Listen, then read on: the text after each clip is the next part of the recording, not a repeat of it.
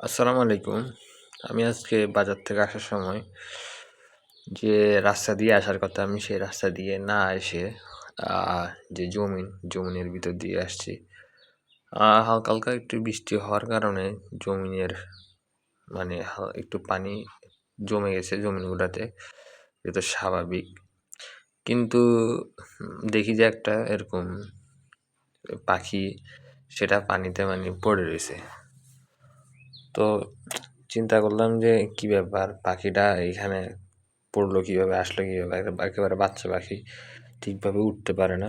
যাই হোক, হয়তোবা ছোটো পাখি উড়ার চেষ্টা করছিল, কোনো কারণে এখানে পড়ে গেছে। পরে এটাকে ধরে নিয়ে আসলাম বাসায়, এসে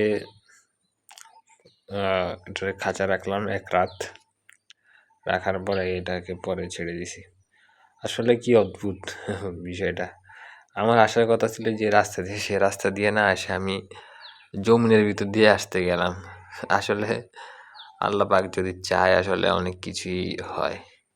কারণ এই পাখিটা হয়তোবা ওইখানে পানিতে পড়ে থাকতো, আর হয়তো উঠতে পারতো না, মারা যেত। যাই হোক, আমার উসিলায় হয়তোবা আল্লাহ পাক এই পাখিটার হয়তো আবার নতুন জীবন দিছে, বা পরে অবশ্য পাখিটা উড়ে গেছে। এটাই আর কি। আসলে অনেক কিছুই সম্ভব, অনেক কিছুই মিরাকল হয়ে যায়। যে ধরেন পাখিটা এই যে জমিনের মাঝখানে, পুরা একটা বিশাল জমিন, এই মাথা থেকে ওই মাথা, জমিন আর জমিন, এর মাঝখানে পাখিটা পড়েছে। তো আল্লাহ পাক যদি না চাইতো, আমি তো ওই পথ দিয়ে কখনো আসতাম না, ঠিক না? এটাই। তো এখন আমরা পাখিটাকে ছেড়ে দিচ্ছি।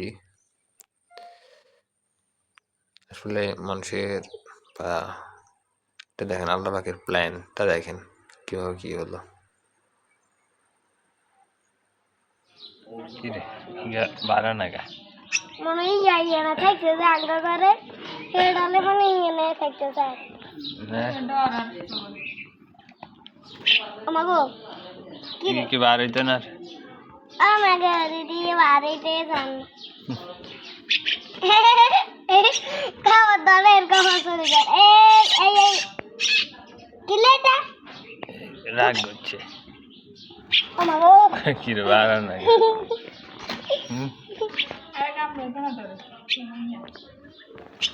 ডরা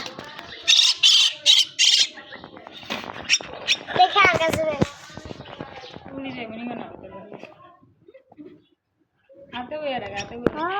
कैसे गो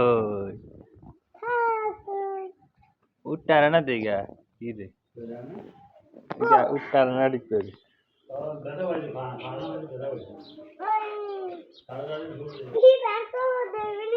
या तो काय का हुआ काय याले